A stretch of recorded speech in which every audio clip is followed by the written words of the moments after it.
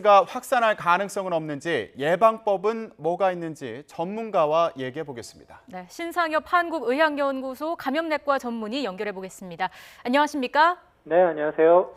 네, 일단 메르스가 어떤 질환인지 정리해 봤으면 좋겠습니다. 어떻게 감염되는 병이고 또 치사율이 얼마나 되는 질병인가요? 메르스는 이제 원래 감기를 주로 일으키는 코로나 바이러스가 변종을 일으켰고요. 그래서 네. 이 변종 코로나 바이러스랑 감염병이라서 이제 호흡기 바이러스이기 때문에 주로 이제 그 호흡기 감염을 일으키고, 특히 이제 감기와는 달리 중증 폐렴을 잘 일으키기 때문에 나라마다 좀 다르기는 하지만 한 20에서 40% 정도의 치사율을 보이고 있습니다.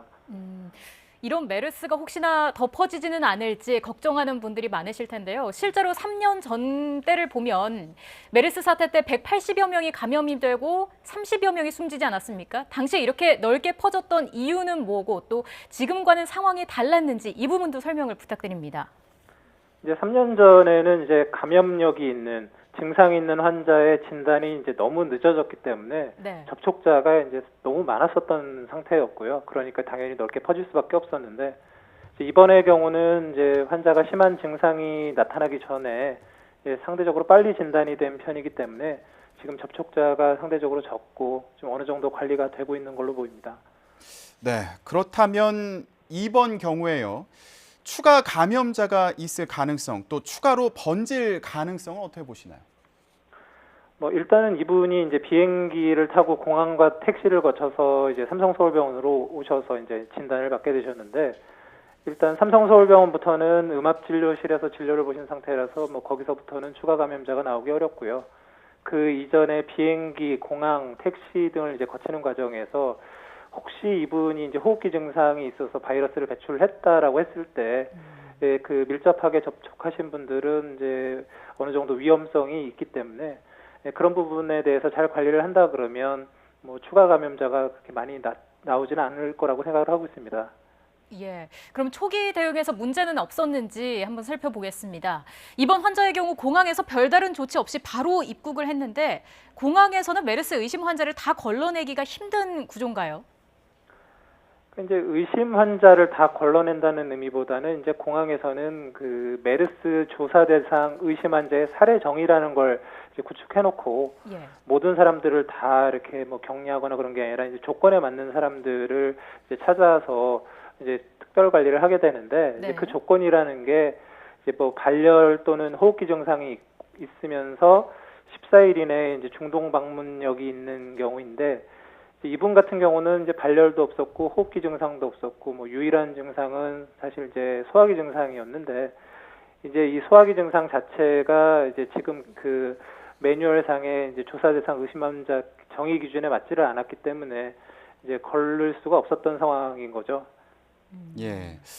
자, 이제 그런 상황이 있었는데 앞으로 또 확산을 막기 위해서는 개개인이 혹시 자신이 감염이 된 건 아닌지 의심 증상을 아는 것도 중요해 보이는데요. 메르스 증상이 어떤지, 특히 감기나 장염 같은 경우와 비교했을 때 어떤 점이 다른지도 설명 부탁드립니다. 그 메르스는 이제 일종의 감기 바이러스인 코로나 바이러스의 변종이기 때문에 초기 증상은 사실 감기와 거의 똑같습니다. 근데 이제 이게 좀 하기도의 감염을 심각하게 일으켰을 때는 굉장히 심한 발열과 폐렴을 유발하기 때문에 감기와는 이제 좀 다른 양상을 보이고요.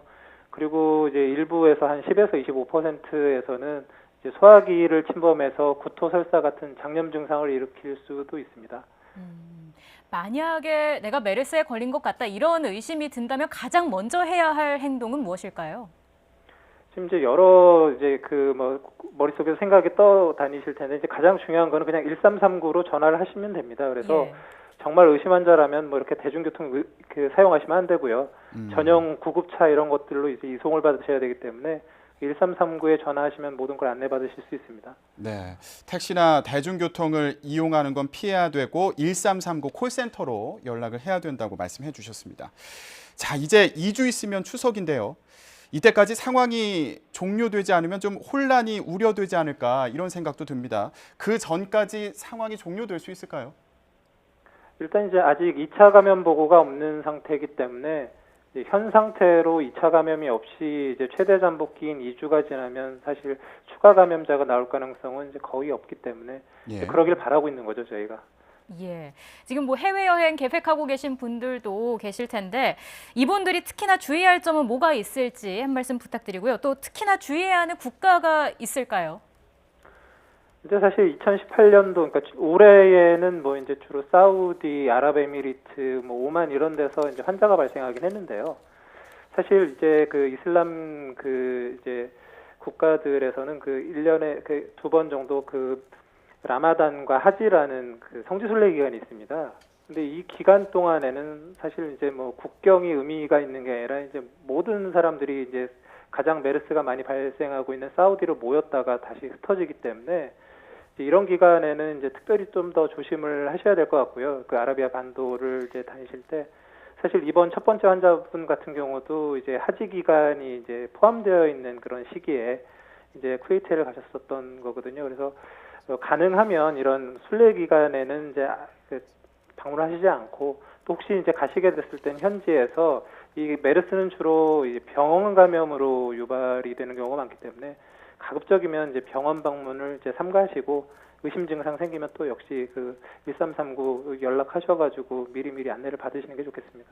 네, 알겠습니다.